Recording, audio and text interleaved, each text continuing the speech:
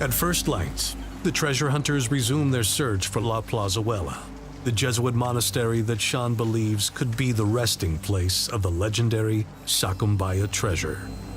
La Maria is behind us, which means La Plazuela should be right on the top of the hill.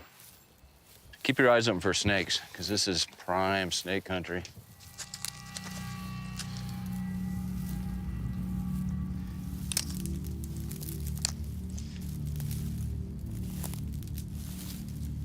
You see that? There's a straight line right back here. Yeah, right there. Look at that. Look at that. Looking at? Look. See that? This is a wall. Jack, check this out. That is man-made, no doubt about it. I think this is definitely part of the wall of the monastery. This might have been an outer wall. You got to figure, too, there was 2,000 indigenous people living here working. Right. So it makes sense that there would be buildings and all kinds of things around the monastery. Some Jesuit old houses? Yeah, the monastery wasn't just there by itself. It was a whole community here. Right. We've reached what I think is the outer wall of La Plazuela. And at first glance, it looks a lot like the stone ruins at La Maria.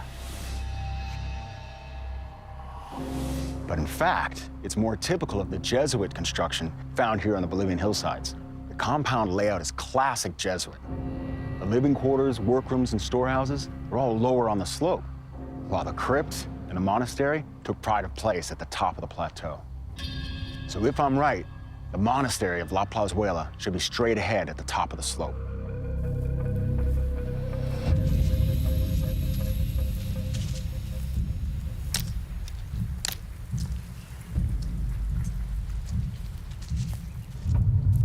You guys, right there. Hey, hey, look at that.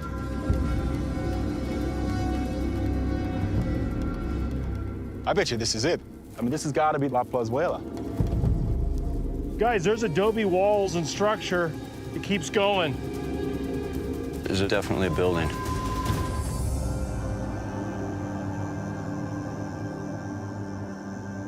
Look at this, it's huge.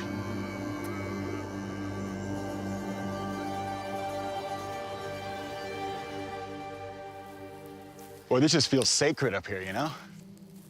When I see the actual ruins of La Plazuela for the first time, I just felt like I was transformed back in time, you know? This is the spot. This is where the legend began. This is the first piece of the puzzle, and hopefully it shows us a trail that leads to a whole host of significant clues to the treasure that we're looking for. And there's a series of walls and structure. It keeps going. There's no rock. Yeah. This is more like that adobe style. La Plazuela is a lot larger than I had anticipated. Unlike the living quarters, the monastery is made up of adobe, probably because it was easier to carry up the hill. Also, it would have been easier to mold into intricate design elements, which is typical of Jesuit architecture. Just think of the history we're walking on right now. Yeah, we'll find out if there's any voids underneath here. Yeah, I mean, if we have GPR, magnetometry, resistivity. We can make quick work of this. If it's $2 billion, it's going to be a huge vault. Yeah. Tell you what we should do is sort of do a precursory metal detection across the whole area as much as we can. Right. To get us through the first 12 to 18 inches. And then we'll have a good understanding of what's there. But then after that, we'll bring in the GPR and the high-tech equipment. So, Jack, you and I will go get the outer perimeters. Okay. Jeremy, Javi, if you guys will hang here at the sanctuary. Okay. And once you've cleared out an area, mark it. All right, guys, good luck. The team will cover La Plazuela in sections of 10 square feet, with one group searching the living quarters and storehouses at the periphery of the compound, and the other combing through the center of the monastery.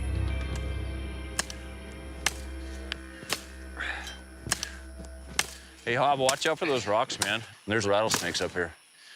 There's holes all through there. Snakes are gonna be coming out right now to warm themselves in the morning.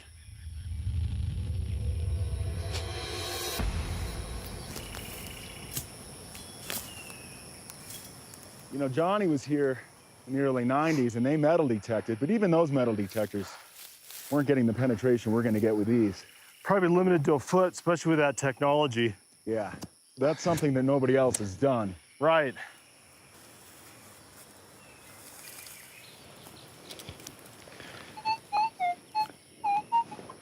That's a pretty good hit.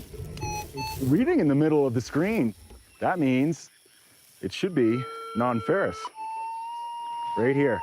Let's dig a square around here. It's really stony. Jeremy, we got a hit. Bring a pick.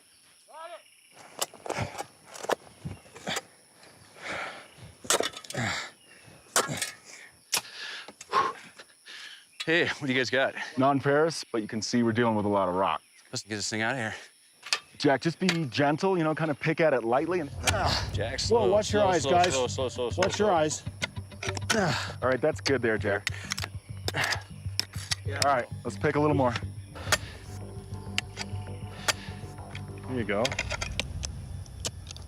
Maybe it's just in between these two little. Right there.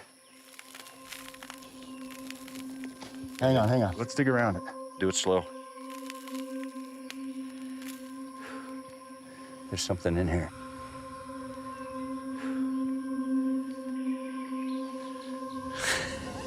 Wow. No way. Unbelievable. It looks to me like it's, I mean, it looks colonial. Somebody wrapped it, stole it, buried it, who knows? That's not an everyday drinking cup, though. That's pretty ornate. I can't tell if this is silver or gold. I mean, it's heavy. It could be gold wash. That was pretty common, actually. Silver, and then they do a gold wash over the top of it. Here, let's wash this down. Yeah, that is definitely silver. Look at this. There's some markings in here. That, to me, looks definitely like an I and an H, and this is a dead spot. It would likely be an S. I've seen a lot of 16th, 17th century artifacts. So as soon as we see these letters, I knew right away this was a ceremonial chalice, because IHS is the official symbol for the Jesuits. So you know what that means? Yeah, This is the right spot for the Jesuit monastery at La Plazuela. I agree. I mean, this definitely could be part of the treasure sacambaya.